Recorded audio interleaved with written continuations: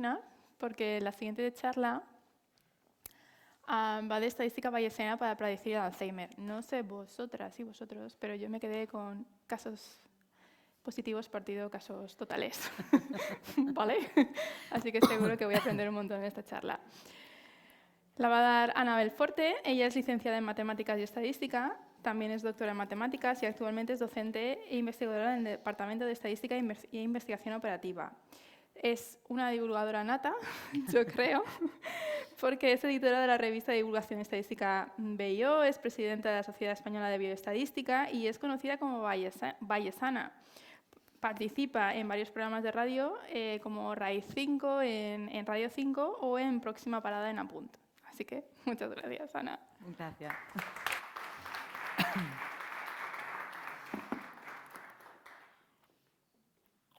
Empiezo bebiendo agua, que no se me vaya la voz. Vale. Bueno, muchísimas gracias por invitarme. Me hace muchísima ilusión estar aquí esta tarde.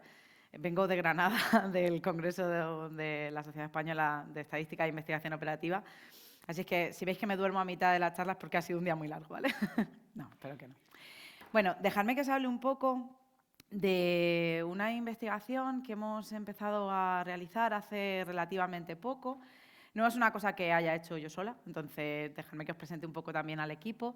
Tenemos pues, dentro del Instituto de Investigación Sanitaria La Fe a Carmen Peña Bautista, Gemma García y Consuelo Chafer. Y dentro de la Universidad de Valencia, aunque ahora también está trabajando con Marta y con Paco en su equipo, tenemos a Eva Maicas, que es estudiante del Máster de Bioestadística, a mí, y también nos ha ayudado, aunque no aparece en la presentación, David Conesa Guillén, que es también miembro del departamento. Y esto se engloba dentro de un proyecto concedido en el marco VLC Biomed, que es un poco pues, para ayudar a equipos del Centro de Investigación de la Fe a conectar con investigadores de la universidad y bueno, pues poder hacer cosas conjuntas. Y dicho esto, vamos a empezar a hablar del Alzheimer. En 1901, en un hospital, llegaba un señor que acompañaba a su mujer de unos 50 años de edad, August Dieter, que había empezado a experimentar unos signos bastante extraños. August vagaba sola por la casa sin saber muy bien dónde iba, había empezado a perder la memoria, tenía comportamientos realmente extraños. La ingresaron primero en el hospital y después pasó a un hospital de enfermos mentales, donde coincidió con Alois Alzheimer. Alois se preocupó muchísimo por la situación de August, estaba ciertamente consternado por esos síntomas que no había detectado de esa manera tan exagerada nunca antes. Además, en una persona que, si bien estamos hablando de principios de siglo, tampoco era excesivamente mayor, tenía 50 años. Él, preocupadísimo por esta enfermedad, empieza a intentar estudiarla, empieza a intentar analizarla, incluso cuando Dieter fallece, Alois coge una serie de partes del cerebro e intenta ver qué está pasando allí. Una de las cosas que se encuentra es que han aparecido como unas ciertas placas de proteína y unos ciertos remolinos que cortan la confluencia de las neuronas, que cortan las sinapsis, que no dejan que se pase la información. Pero claro, estamos hablando de una época en la que el microscopio bueno, pues llegaba hasta ciertos límites, pero todavía no era lo potente que tenemos ahora. Alois se va del hospital en el que estaba, se lleva las muestras con él a Múnich y estas muestras parece que medio desaparecen. También presenta el caso en una conferencia y nadie le hace caso. Bueno, pues bien, pues una demencia. No pensaban en que pudiera estar pasando algo más allá de esto. Unos años más tarde, realmente empieza a tenerse en cuenta, a llamar la atención estos síntomas y recuperan esa información que Alzheimer tenía. De hecho, vuelven a aparecer las muestras que andaron por ahí como medio perdidas, las analizan con una mejor visión, detectan, por ejemplo, que la proteína que estaba influyendo en esas placas era la proteína beta-amiloide y que los remolinos estaban formados por la proteína tau. A partir de ahí se empieza a estudiar, y le dan el nombre de enfermedad de Alzheimer, se empieza a estudiar con cuidado este tipo de enfermedad.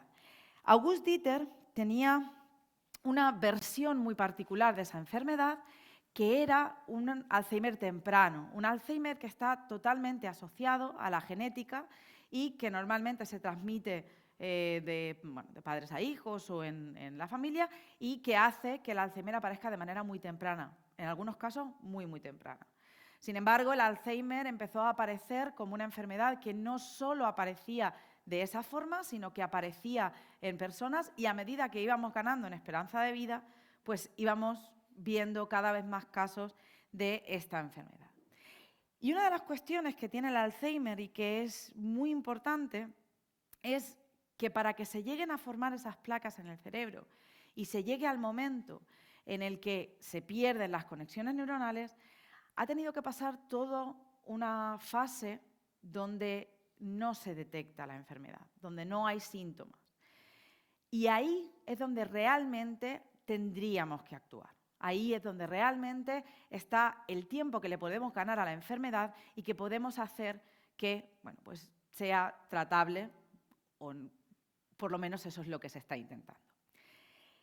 Hablando de detección temprana, bueno, ya ha comentado Marta algunos estudios genéticos de Alzheimer, pero se ha hecho un esfuerzo enorme en toda la comunidad. Hoy en día podéis encontrar, bueno, decía que participo en Apunte, en una tertulia científica, y yo creo que no ha habido semana en los últimos meses en los que no haya habido algún artículo que esté trabajando el Alzheimer de alguna manera, ya sean fármacos, ya sea intentar detectarlo de manera temprana. Y una de las cuestiones, y os ponía este artículo, porque se han hecho un montón de recopilaciones sobre los métodos que se han estado utilizando, por ejemplo, en neuroimagen.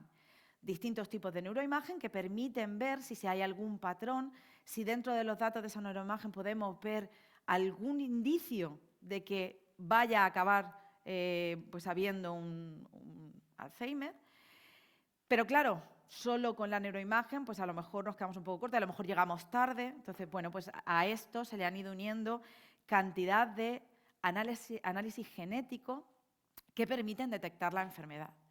Me contaba un compañero el otro día de la Universidad de Granada que ellos están trabajando precisamente uniendo esas dos partes, la neuroimagen y el análisis genético, sobre todo en la parte de la detección muy temprana del Alzheimer temprano, valga la redundancia, ¿vale? Entonces están un poco trabajando ahí, son casos muy particulares donde incluso niños con 10, 15 años se puede ver que van a acabar desarrollando esa enfermedad por la estructura genética que tienen, ¿vale? Pero claro, aquí hay una cuestión que es importante tener en cuenta, y lo hablabais cuando le preguntabais a Marta, porque ¿qué parte está determinada puramente por los genes o por los biomarcadores y qué parte está causada por otras fuentes externas de información? Además, cuando queremos buscar biomarcadores, una de las cuestiones que nos encontramos es que a veces las técnicas para encontrarlos son muy invasivas y no queremos llegar a eso. Entonces, este estudio, así como otros que se están desarrollando en todo el mundo, lo que pretendía era intentar ver cuál era la probabilidad de que una persona sufriese Alzheimer en un momento determinado o que fuera a sufrir Alzheimer, teniendo en cuenta variables que sean fácilmente medibles. Entre ellas, pues podemos hablar de variables como el colesterol, podemos hablar de presión arterial, de hipertensión, podemos estar hablando del género o del sexo ya, ¿no? Porque necesitaríamos más, a lo mejor, análisis genético, pero sí del género. Podemos hablar de la edad, por supuesto, de los fármacos y de la comorbilidad, si tienen otras enfermedades asociadas que pudieran estar causando esa enfermedad. Y ahí tenemos un montón de variables. Podemos tener una base de datos enorme con muchísimas variables. El nivel de estudios, por ejemplo, podría considerarse si está relacionado o no. Y al final de lo que se trata es en intentar sacar de esas variables cuáles son las que nos ayudan a predecir. Para que os hagáis una idea de cuál es la cohorte de pacientes con el que estábamos trabajando, teníamos unos 278 participantes, finalmente, después de limpiar la base de datos, que consultaron al neurólogo. Y esto es muy importante y ahora os explicaré un poco por qué, sobre todo cuando lleguemos al final. Pero eran personas que se habían extraído, o sea, que se habían considerado una vez habían acudido al neurólogo. De estos, a 170 se les diagnosticó enfermedad de Alzheimer. Enfermedad de Alzheimer contrastada, me refiero, porque una de las cosas que se ha criticado mucho históricamente es que a veces se acaba diagnosticando como Alzheimer cosas que pueden ser otro tipo de demencia, ¿no? Entonces, en este caso, estaba contrastado que realmente era Alzheimer y había 108 que no habían detectado la enfermedad. Se excluyeron del estudio, pues como decía, otras alteraciones que impidiesen la correcta valoración o tener trastornos psiquiátricos. Y aquí entra en juego realmente la parte, digamos, más técnica de la que yo quería hablaros, y es la selección de variables. Cuando yo tengo muchas variables para considerar, a veces lo que me interesa un poco es saber cuáles son realmente las que quiero incluir. Cuáles son las que me están, no voy a decir causando, porque no vamos a hablar de un análisis causal, no quiero saber una causa-efecto, sino quiero saber qué cosas pueden estar relacionadas y que me pueden ayudar a predecir esa probabilidad de Alzheimer. Llegados a ese punto, hay un montón de métodos hoy en día, porque bueno, pues estamos en la era del Big Data, cada vez se recogen más variables de todo tipo, y esto es una preocupación importante, cómo seleccionamos las variables en cualquier estudio que nos puedan servir para saber, para poder predecir, ¿no? Aquí, bueno, pues tenemos, por ejemplo, pues redes neuronales que nos pueden ayudar a meter toda la información que tenemos, todas las variables que tenemos, y a partir de ellas, pues ir obteniendo la predicción final sobre la probabilidad de tener Alzheimer o no. Podemos recurrir a métodos de regularización que lo que acaban haciendo de una manera o de otra es eliminando variables por el camino y al final nos quedamos solo con unas pocas. Lo hacen de una manera muy particular, que es un pelín diferente de la que yo os voy a contar hoy aquí. La que yo quiero contar en particular es lo que llamamos selección de modelos, además de selección de variables. ¿De qué se trata? Yo no quiero solo tener variables que puedan ser, o yo no quiero solo la predicción. Yo quiero añadirle a todo esto un pasito más. Yo quiero añadirle a todo esto un modelo matemático que me permita, bueno, en este caso un modelo estadístico, que me permita decir no solo qué variables están implicadas, sino de qué manera podrían estar implicadas y si hay unas que están más implicadas que otras y, bueno, pues, qué me aporta más, ¿no? ¿Qué me aporta más información? Para eso, yo lo que puedo hacer es construir distintos modelos y ver cuáles de esos modelos, qué variables contienen, son los que más me están aportando. Entonces, pensad en un ejemplo. Aquí os he puesto solo unas poquitas variables para que veáis lo que quiero decir. Si tuviéramos el sexo, el colesterol, la edad, la presión arterial, el APOE, que es un gen que está muy relacionado con el Alzheimer, de hecho, mucho, ahora veréis, pero es fácil de medir, digamos. Entonces, hay como kits muy preparados para medir el genotipo que se tiene, el fenotipo que se tiene de APOE. Y luego, pues la comorbilidad, ¿vale? Otras enfermedades que puedan estar relacionadas.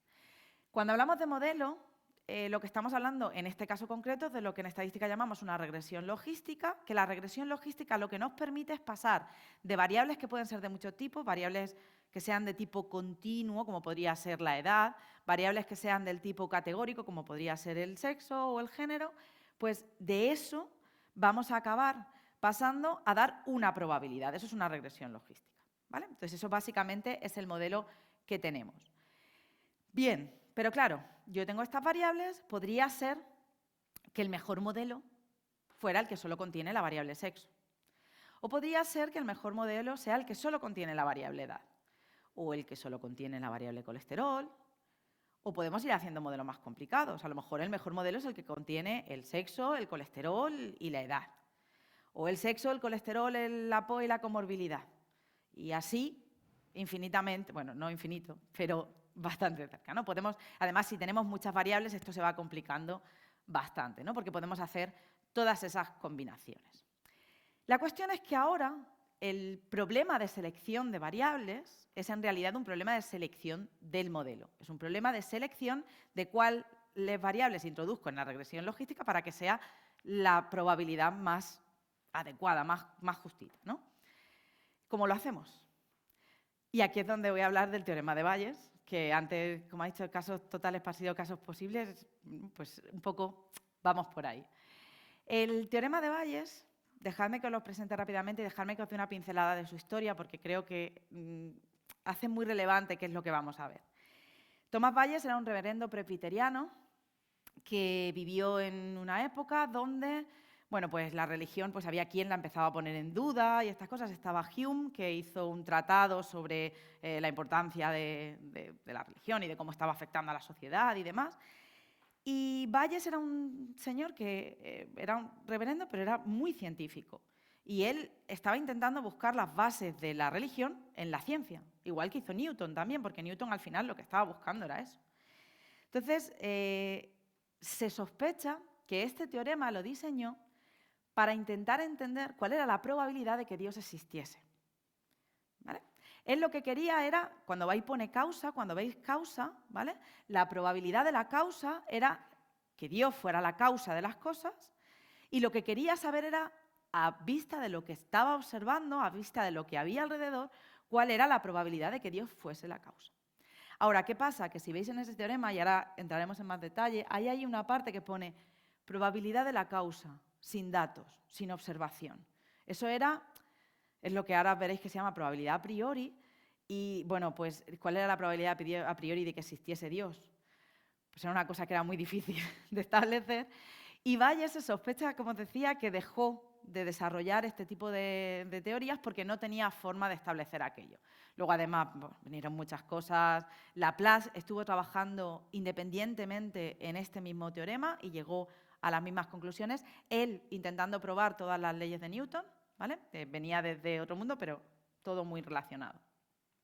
Bueno, presentado el teorema como fórmula, dejadme que os explique realmente qué quiere decir este teorema. Básicamente lo que quiere decir es, yo sé algo sobre la causa, que la causa vamos a dejar de llamarla Dios y vamos a llamarla modelo, ¿vale? Es el modelo, yo sé algo sobre el modelo, bueno, a lo mejor no sé nada, pero puedo expresar de manera probabilística que no sé nada sobre el modelo. Después observo datos, observo mi corte de pacientes.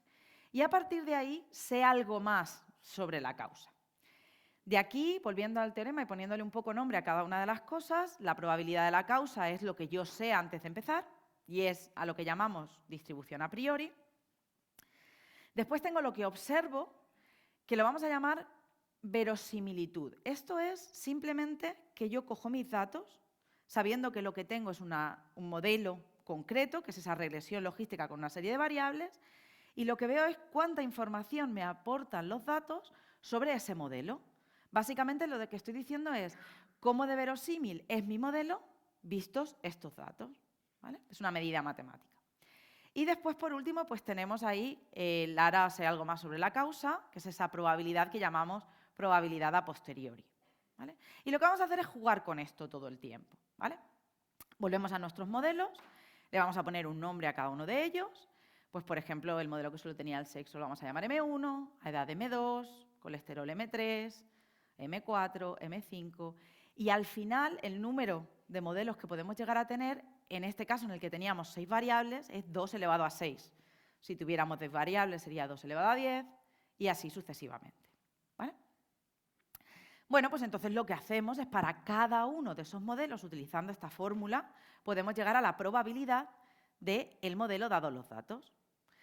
Podríamos, por ejemplo, si tengo 2 elevado a 6 modelos, pues podría decir que para mí, a priori, todos los modelos son igual de probables, me los creo todos igual, porque no tengo información, y eso es una forma de asignar la probabilidad a priori, ¿vale? Pero también puedo buscar otras técnicas. Pero no nos vamos a centrar en eso. La idea general es que utilizando esto podríamos llegar a una probabilidad.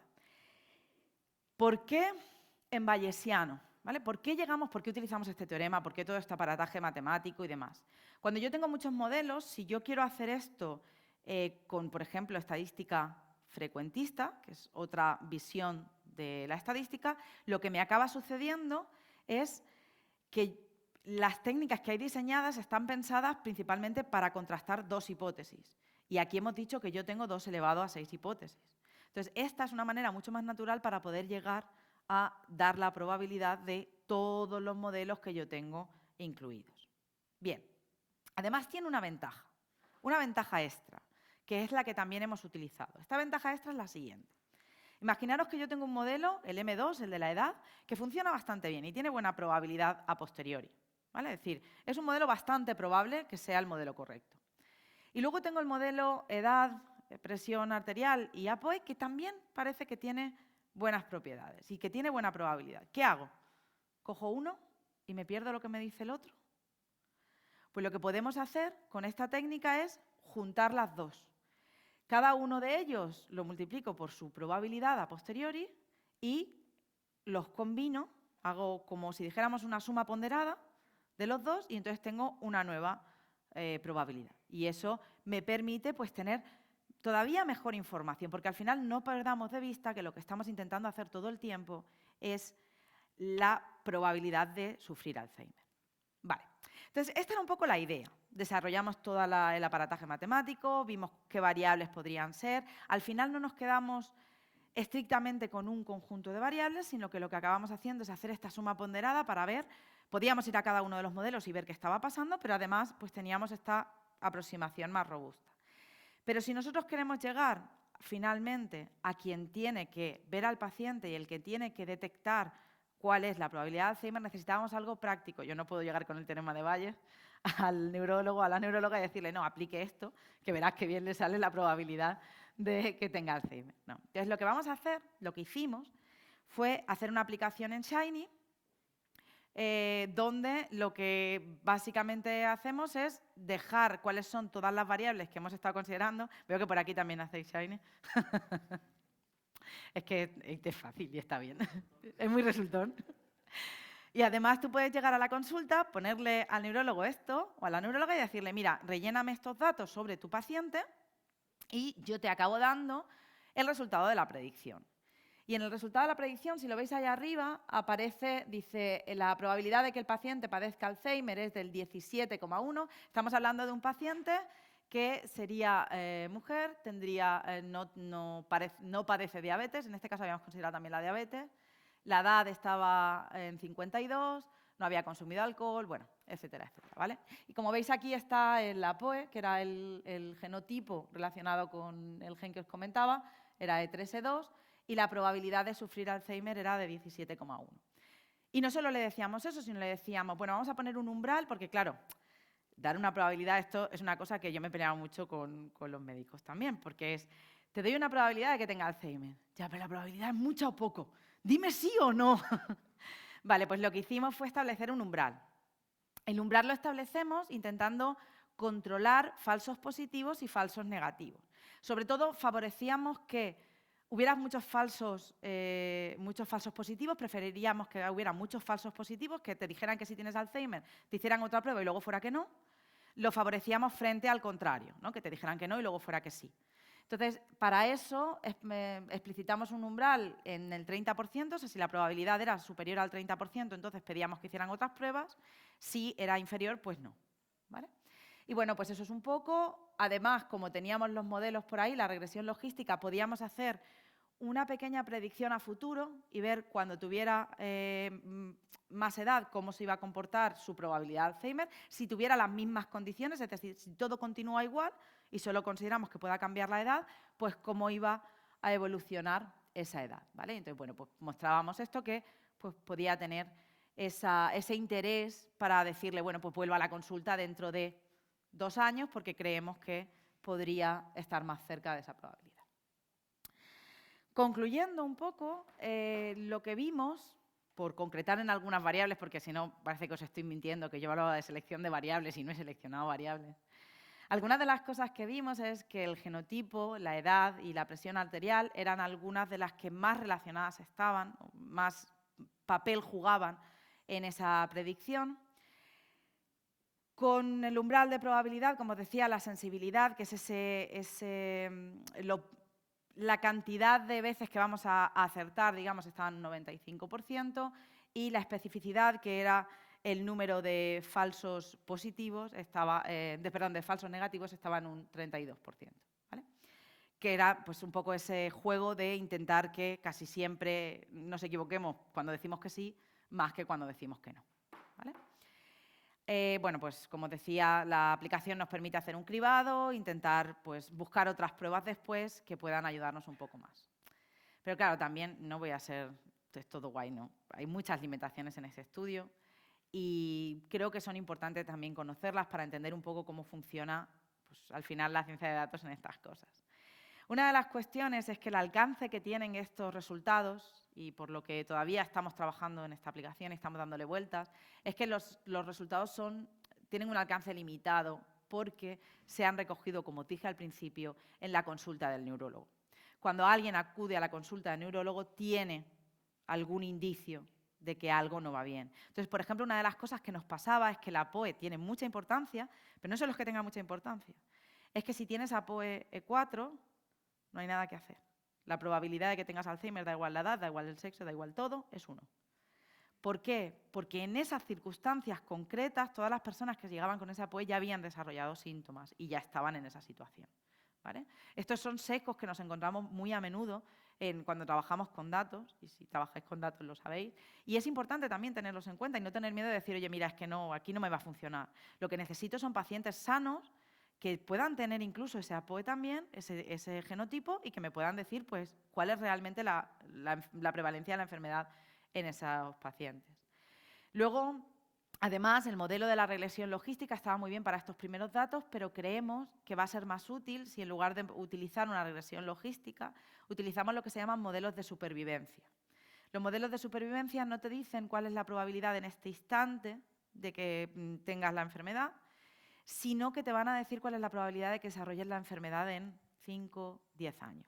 ¿Vale? Entonces, ese es el siguiente paso que sí que nos gustaría dar y luego pues mejorar la especificidad y la sensibilidad para que las dos sean altas, porque si no nos equivocamos ni por abajo ni por arriba, pues va a ser mejor, ¿no?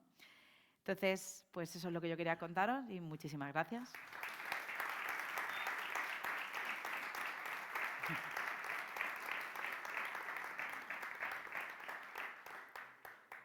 Gracias, Anabel. Abrimos el turno de preguntas.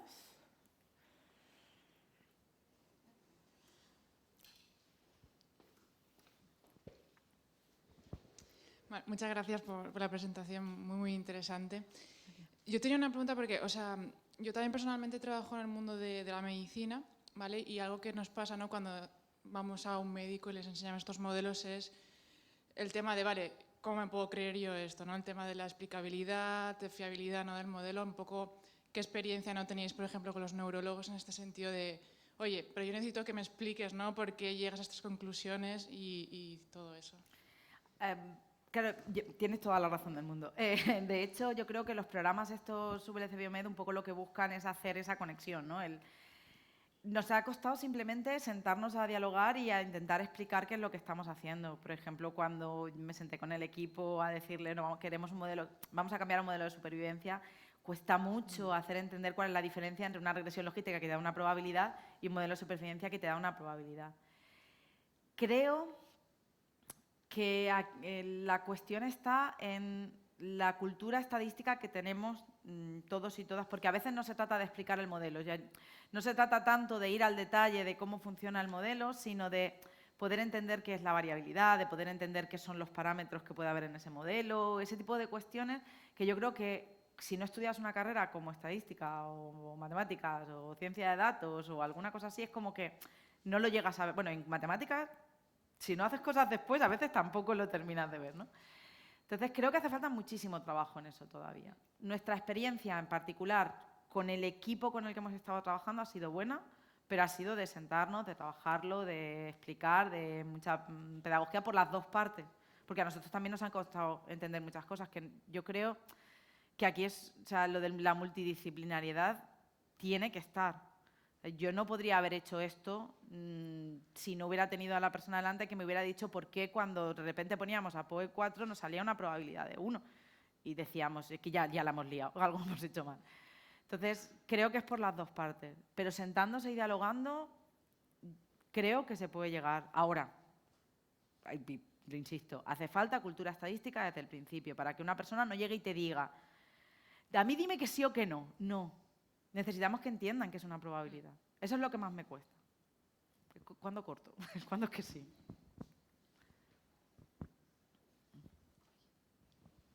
Tenía una pregunta respecto de los exámenes que hace el neurólogo, ¿cómo determina si una persona tiene Alzheimer o no? Lo digo porque en Colombia se hicieron algunos estudios a partir de un test de senderos para determinar como pruebas bayesianas de teoría de respuesta al ítem, porque pues las personas no alcanzaban a contestar todos los cuestionarios.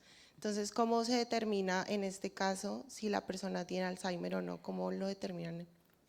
Aquí es la parte donde yo he hablado con ellos y he intentado entenderlo. Creo que todos los pacientes que hay en la base de datos, esta concreta, tienen después un análisis en punción lumbar, donde se mira directamente si está la enfermedad o no.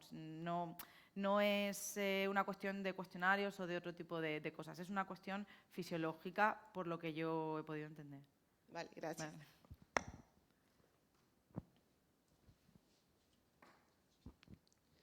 Bueno, primero me ha gustado mucho la charla y segundo, has comentado que habéis gastado una regresión logística y también estáis viendo modelos de supervivencia. No sé si has dicho, ¿había otros modelos que habéis considerado, como, no sé, hacer un random forest o algún otro tipo de modelo? No, nosotros en concreto no, ¿vale? Como decía al principio, cuando hablamos de selección de variables, pues hay muchos métodos, como por ejemplo Random Forest, donde también se puede ver esa estructura. Yo no lo he llegado a aplicar porque realmente es que me siento impotente, lo digo en serio. O sea, claro, yo vengo del mundo de la estadística, lo que he aprendido es estadística, probabilidad, llevo toda la vida modelizando y toda la vida haciendo estadística bayesiana y selección de variables.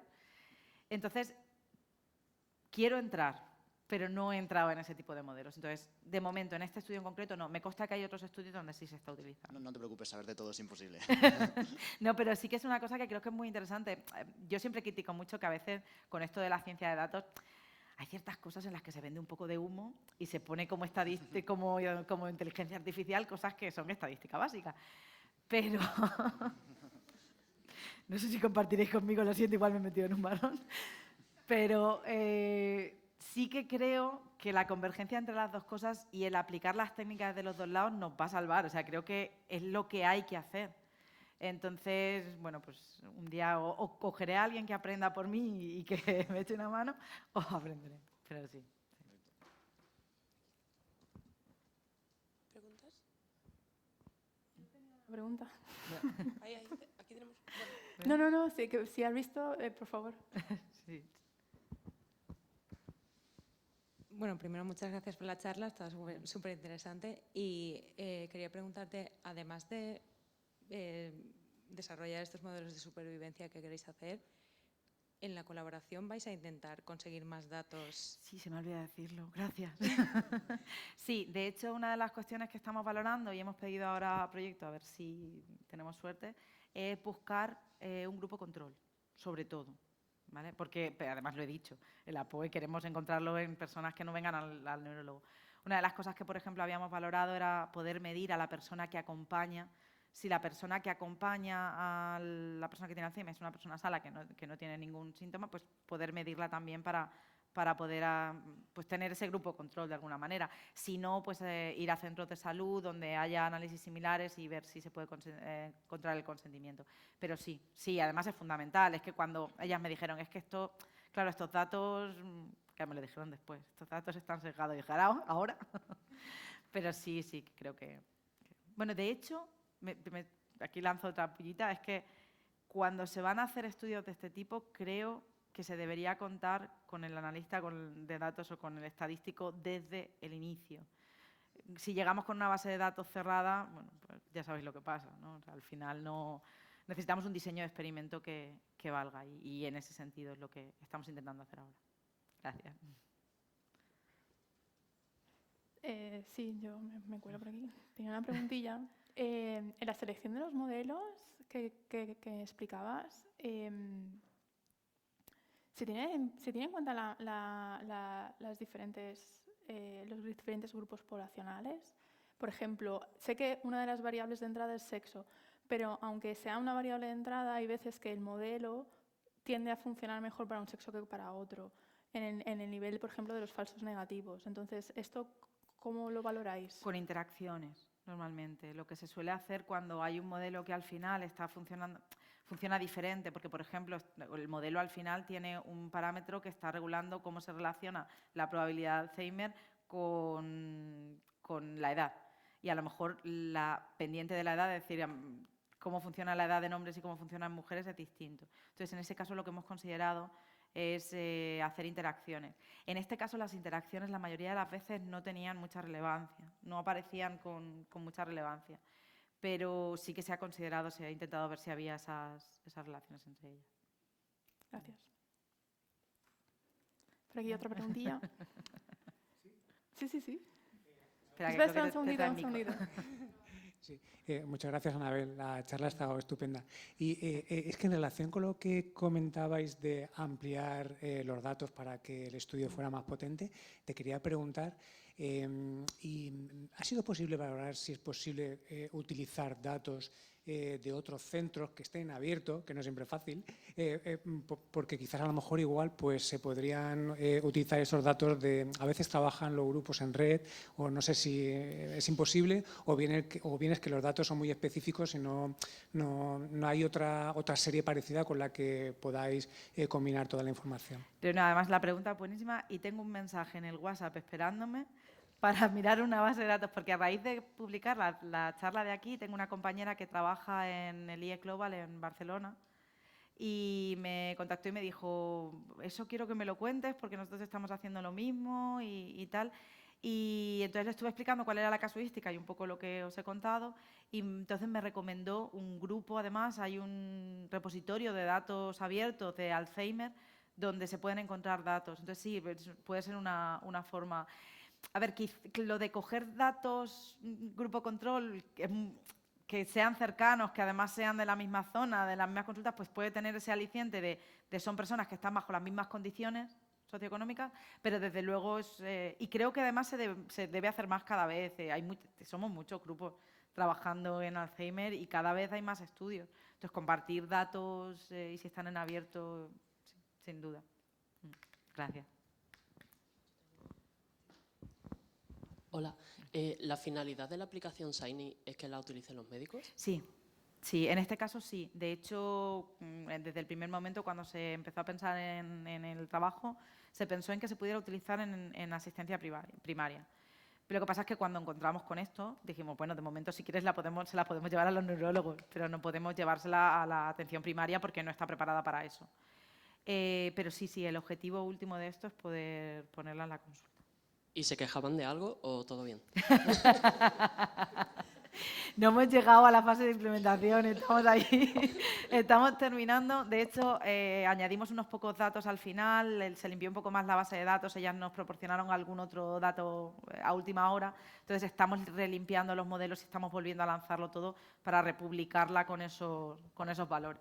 Entonces, todavía no hemos llegado ahí. Ya digo que con los que me he peleado es con el grupo de los que nos han pedido colaboración. Ahora me falta cuando lleguen. Pero, bueno, yo creo que al final, pues lo mismo de antes, si te sientas y hablas con ellos, hay que hacer cursos de formación también. Tampoco creo que sea una cuestión de, oye, mira, tomas la aplicación y metes los datos aquí. Darle los botoncitos. Dar a los botoncitos, eso no funciona. Aunque sea más fácil que les dé el teorema de Bayes, ¿eh? Gracias. Por aquí, por el final, ¿tenemos otra pregunta?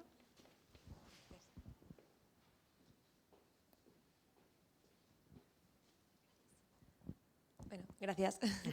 Es que has comentado algo de también variables de neuroimagen. No sé si habéis contemplado introducir variables de neuroimagen dentro de los modelos, si es muy complicado meterlas, no sé.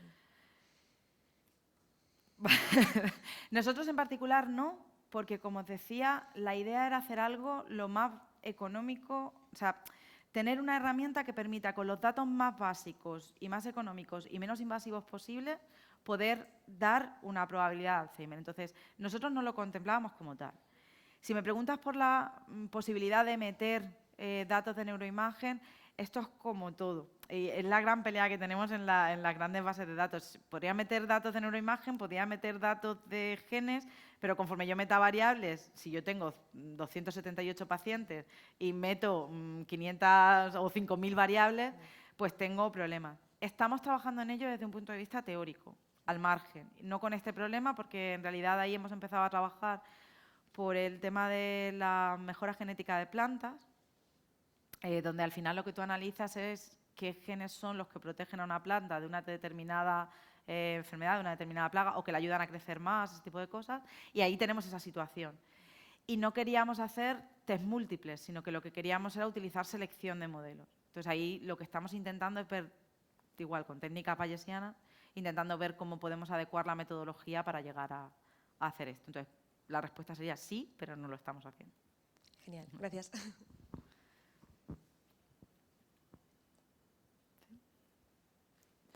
Pues nada, muchísimas gracias, Anabel. Muchas gracias a vosotros.